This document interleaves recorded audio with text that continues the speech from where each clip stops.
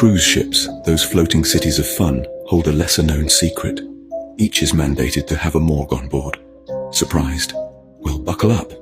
On these grand vessels, amidst the glamour and gaiety, there lies a small, nondescript room, a room that serves as a temporary resting place, should an unfortunate event occur during the voyage. And that's not all. These seafaring giants also carry enough body bags to handle an emergency. A sobering thought, isn't it? But it's a necessary precaution considering the thousands of souls on board. So next time you're sipping a cocktail by the pool, remember, even in the heart of fun and luxury, reality lurks in the shadows. It's a fascinating world we live in, isn't it? Until next time, stay curious.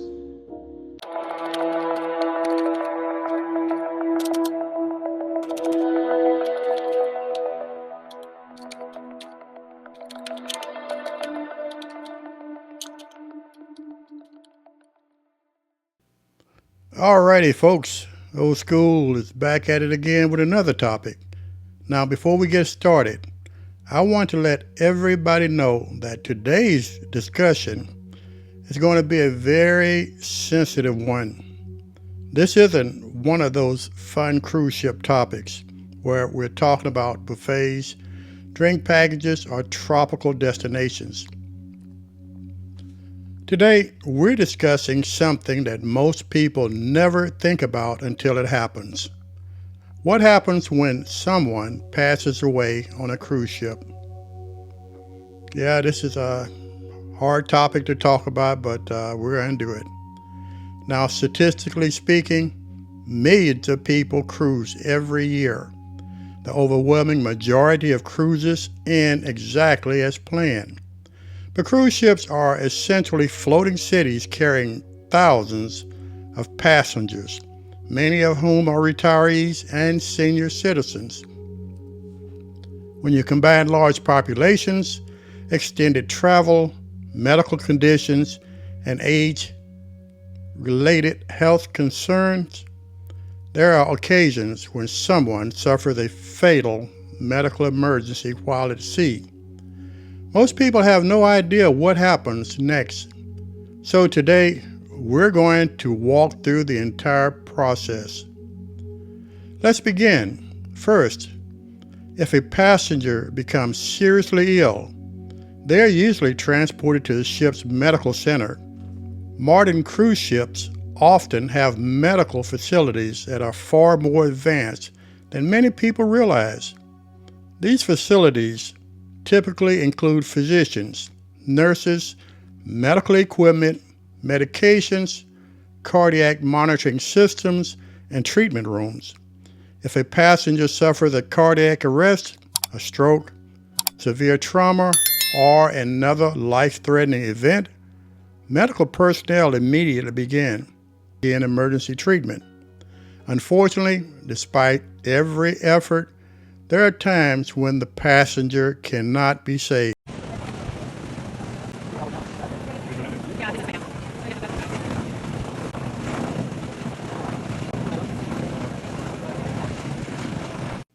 Once medical personnel determine that a death has occurred, official procedures begin.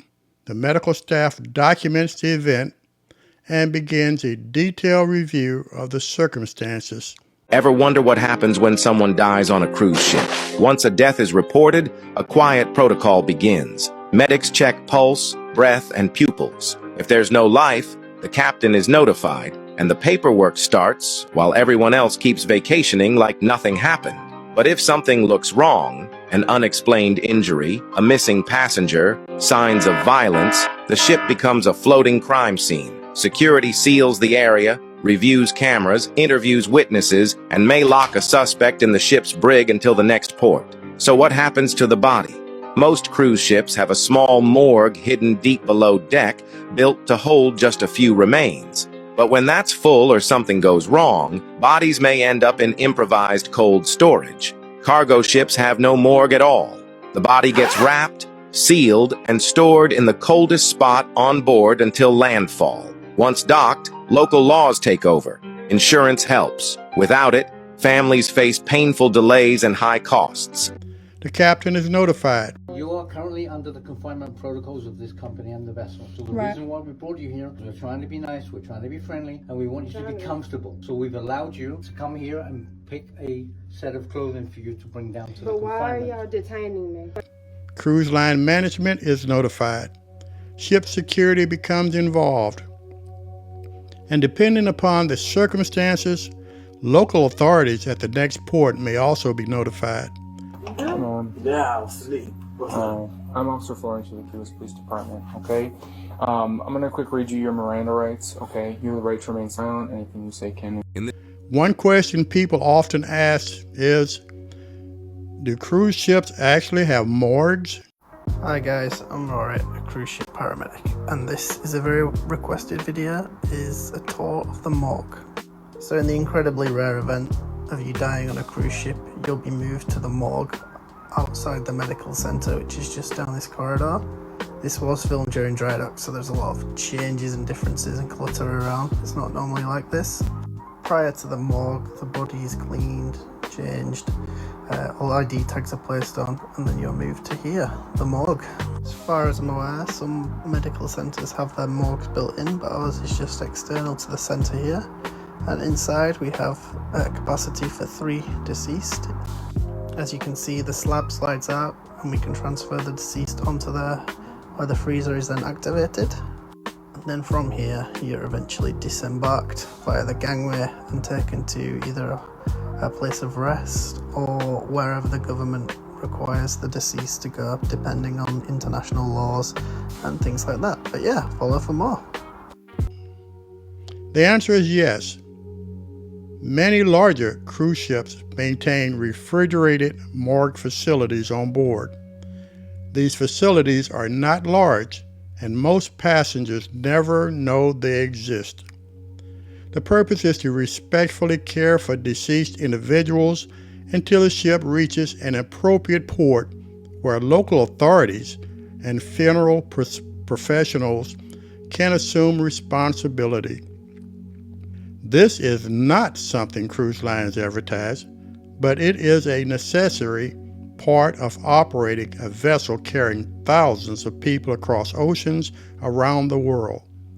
Another major concern involves notifying family members. This can be one of the most difficult responsibilities the cruise line faces.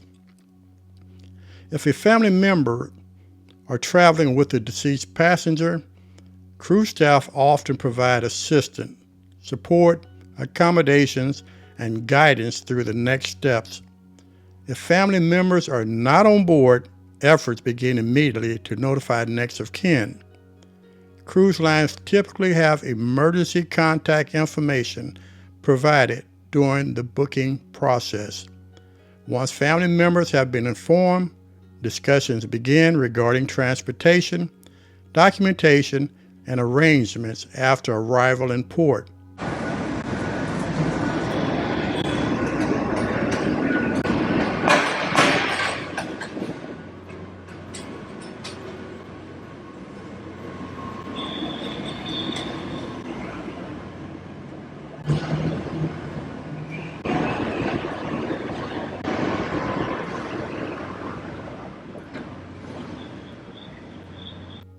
Now, let's talk about jurisdiction. Many people don't realize that legal authority can become very complicated at sea. Depending on where the ship is located, multiple agencies may have authority over the situation. You may have the country where the ship is registered. You may have the country where the passenger resides. You may have the country of the next port of call. And in some cases, federal authorities may become involved. If the death occurs naturally, procedures are generally straightforward. However, if the death is unexpected, suspicious, accidental, or involves possible criminal activity, the investigation becomes much more extensive. Security footage may be reviewed. Witnesses may be interviewed. Captains may be secured. Law enforcement agencies may become involved upon arrival. Another important issue is travel insurance. Many cruisers focus on cancellation coverage, but medical evacuations and reparation benefits can become extremely important. When a death occurs overseas or at sea, transportation of remains and associated expenses can be substantial. Travel insurance can help families avoid unexpected financial burdens during an already difficult time. Let's also discuss the emotional side of this issue. Imagine being on what was supposed to be a dream vacation. A Texas family is warning travelers after a medical emergency at sea left them with more than $13,000 in bills. Ready to book? DM me now. Kiali Baxter, just 2 days into her first Royal Caribbean cruise, suddenly collapsed and started vomiting blood. She was rushed to the ship's medical center, then transferred by ambulance to a hospital 4 hours away in Mexico. Her parents say the hospital demanded money up front before treatment. The bills added up fast, nearly $10,000 from the hospital, over $4,000 from the ship's medical team, plus flights and lodging. Thankfully, Kiali survived, but her family says they wish they had bought travel insurance.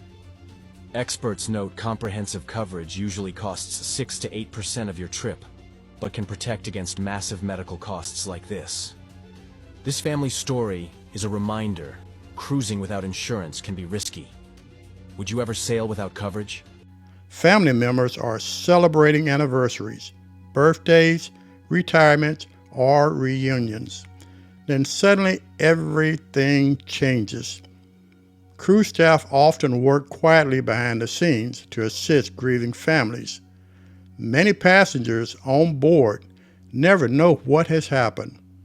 The cruise line attempts to preserve dignity and privacy while supporting those directly affected. This is one reason why you rarely hear detailed information about these incidents. Most cruise lines handle these situations discreetly and professionally. Now, let's address another question people frequently ask. Does the cruise continue?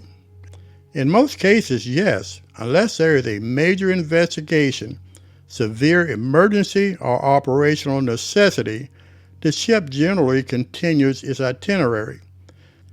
That may sound surprising, but remember, there are thousands of other passengers on board and a complex schedule involving ports, logistics, and operations.